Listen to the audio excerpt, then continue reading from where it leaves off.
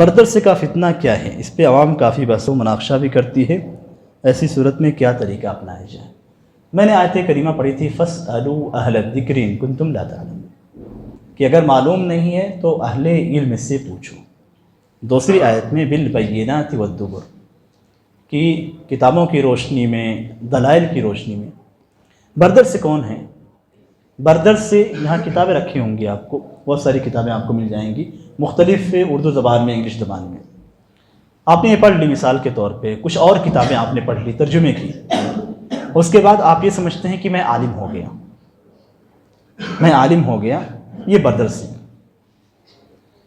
عربی جو قرآن ہے اور جو اردو قرآن ہے، صرف قرآن کی میں بات کر رہا ہوں، یہ جو ترجمہ آپ دیکھ رہے ہیں آپ کے سامنے ہیں، اردو ہو، انگلش میں ہو، کسی دوسری زبان میں ہو، قرآن کریم کا کسی بھی زبان میں صحیح یعنی بالکل پرفیکٹ کہ وہ چیزیں جو قرآن کریم کی آیت کے اندر وہ سب سمجھ جائے، ایسا ممکن نہیں۔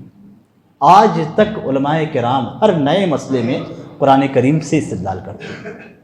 ترجمے کے اندر صرف ایک مفہوم بیان کرنے کی کوشش کی جاتی ہے، کوشش، اور کوئی بھی شخص اگر یہ دعویٰ کرتا ہے کہ میں نے پورے قرآن کریم کا بالکل صحیح اور پورے مفہوم کے ساتھ ترجمہ کیا ہے، جتنا بھی اس کے اندر نالج ہے اس میں پورے نالج کے ساتھ، تو جھوٹا ہے۔ اب اگر کوئی شخص اسے پڑھتا ہے اور عربی قرآن کا کوئی کسی کو علم ہے، جو اسے پڑھے گا وہ ترجمہ ہی بتلائے گا آپ کو۔ آیت کریمہ سے کبھی کوئی ایک آیت کریمہ سے 70-80 مسئلے نکالے جاتے ہیں۔ بعض احادیث ایسی ہیں نبی اکرم صلی اللہ علیہ وسلم کی جن سے 300 مسائل نکالے گئے ہیں۔ اب اس کا ترجمہ کبھی نہیں نکال پائے گا، اس کا ترجمے سے آپ کبھی نکال نہیں سکتے۔ اگر عربی میں لام ذکر کیا گیا ہے، صرف لام ذکر کیا گیا ہے، تو اس لام سے آپ 10 مسائل نکال سکتے ہیں۔ کسی بھی آیت کو لائیے، اس آیت کے اندر اگر لام کو ذکر کیا گیا ہے، جو عربی زبان میں لام خاص مقصد کے لیے استعمال ہوتا ہے، تو نہ جانے کتنے مسائل آپ نکال سکتے ہیں اگر آپ عالم ہیں۔ یہ بردر سے کبھی نہیں نکال سکتے۔ دعوت و تبلیغ کا مسئلہ ایسا نہیں ہے کہ لوگ بالکل ہی دین نہیں جانتے ہیں یا علماء بالکل نہیں پائے جاتے۔ ان کا جو مسئلہ ہے وہ یہ کہ یہ اس حجت کے ساتھ، اس دلیل کے ساتھ آتے ہیں فیلڈ میں، یہ کہتے ہیں کہ دعوت کا کام نہیں ہو رہا، اس لیے ہم دعوت کا کام کر رہے ہیں۔ آپ ہندوستان کے اندر مدارس دیکھتے ہوں، کتنے مدارس ہیں، اور ہر سال ان مدارس سے طلباء فارغ ہوتے ہیں۔ کتنے طلباء ہوں گے؟ ان میں سے صرف 10% طلباء آپ کو مساجد اور مدارس میں پڑھانے کے لیے جاتے ہیں، صرف 10%۔ 90% جو طلباء ہوتے ہیں وہ مختلف کاموں میں اپنے آپ کو مشغول کر لیتے ہیں، گھر کا کاروبار ہے یا کہیں پہ جا کے دوسرے کاروبار میں، 90%۔ اب اگر آپ مثال کے طور پہ دعوت کا کام کرنا چاہتے تو 90% کو لے آئیے، یہ طریقہ اس کا ہے۔ آپ یہ چاہتے ہیں کہ صرف ترجمہ پڑھ کر دعوت و تبلیغ کرے، تو نہ آپ اس کے اہل ہیں اور نہ ہی آپ کے لیے جائز ہے۔ تو ترجمہ پڑھنے کے بعد آپ چاہیں کہ تبلیغ کرے تو تبلیغ آپ نہیں کر سکتے۔ بلغوا انی ولو آیا کا حکم علماء کے لیے ہے، جو اس آیت کو سمجھتا ہے۔ اس دور میں جب صحابہ کرام سے نبی اکرم صلی اللہ علیہ وسلم نے کہا تھا بلغوا انی ولو آیا، تو آیت کو سمجھنے والا وہ تھا، صرف ایسا نہیں تھا کہ وہ آیت کو سمجھ ہی نہیں رہا ہے بالکل۔ تو آپ بھی ایسے قرآن اٹھائیے، ایک کسی بھی شخص کو قرآن پڑھ کے بتا دیجیے، ہو گیا بلغوا انی ولو آیا۔ اگر یہی طریقہ اپنانا ہے تو قرآن اٹھائیے اور اس کے بعد کسی کے سامنے ایک آیت پڑھ دیجیے، ترجمہ مت کیجیے، صرف آیت پڑھ دیجیے اور اس کے بعد کہیے کہ ہم نے تبلیغ کر دی، بلغوا انی ولو آیا، میں نے آیت کو فلاں شخص کو پہنچا دیا، ہو گیا۔ یہ تبلیغ اگر یہ کرنا چاہتے ہیں تو ہو گیا۔ لیکن قرآن کریم کے اندر علی بصیرہ دعوت دینے کا حکم دیا گیا کہ ہم پہلے سمجھیں، سمجھنے کے بعد دعوت دیں، پہلے سمجھیں سمجھنے کے بعد۔ اور آپ یہ چاہتے ہیں کہ شارٹ کٹ طریقے سے آپ عالم بن جائیں، تو شارٹ کٹ طریقے سے کوئی عالم نہیں بنتا ہے۔ صحابہ کرام کے پاس جب کوئی مسئلہ آتا تھا تو صحابہ کرام اس مسئلے کو بھیج دیتے تھے، جاؤ ابن عباس سے پوچھ لینا۔ ابن عباس کے پاس جاتا تھا مسئلہ تو جاؤ عبداللہ بن مسعود سے پوچھنا، ان کے پاس آتا تھا جاؤ عبداللہ بن عمر سے پوچھنا۔ پہلا شخص جو بھیجتا تھا وہ عالم تھے، یعنی صحابہ کرام میں علماء صحابہ کرام کے پاس جب مسئلہ آتا تھا تو کہتے فلاں کے پاس چلے جاؤ، جاؤ پوچھو۔ ان کے پاس پتہ ہوتا تھا کہ ہاں یہ میرے پاس اس کا یہ جواب ہے، لیکن اس کے باوجود دین کے معاملے میں بولنے میں اتنا احتیاط برتتے تھے کہ جواب نہیں دیتے تھے۔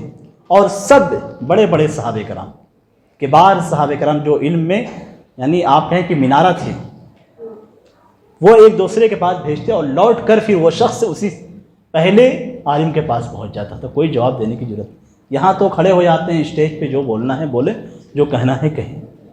تو یہ فتنہ بردش سے ہے حقیقت میں، اور اس طرح کے فتنوں کا توڑ عوام کو کرنا چاہیے، اس لیے کہ اگر وہ کسی بردش سے کوئی مسئلہ پوچھتے ہیں یا وہ شخص کھڑا ہوتا ہے اور کھڑے ہونے کے بعد کچھ بیان کرتا ہے اور غلط بیان کرتا ہے اور اس کے مطابق کوئی بھی شخص عمل کرتا ہے تو وہ شخص بھی ماخوذ ہوگا اور یہ بتانے والا بھی اللہ کے ہاں پکڑا جائے گا۔ اس لیے کبھی بھی کوئی مسئلہ پوچھنا ہے، کوئی بھی پروگرام دینی کرانا ہے تو علماء سے کرائیے۔ میں آپ کو سعودی عرب کی صورتحال بتلاتا ہوں تاکہ آپ کو سمجھ میں آئے کہ حقیقت کیا ہے۔ سعودی عرب کے اندر ہمارے ساتھ بہت سارے سعودی غیر سعودی پڑھتے تھے۔